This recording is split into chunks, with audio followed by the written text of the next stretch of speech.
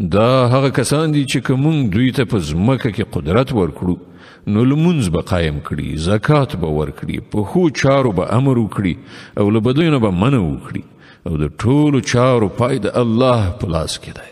ای پیغمبره، که هغوی تا دروغجن ګڼي نو له هغو نه مخکې د نوح قوم، عادیانو، سمودیانو، د ابراهیم قوم، د لوط قوم او د مدین خلکو هم د دروغو نسبتونه کړي دي او موسی هم دروغجن ګڼل شوی دی.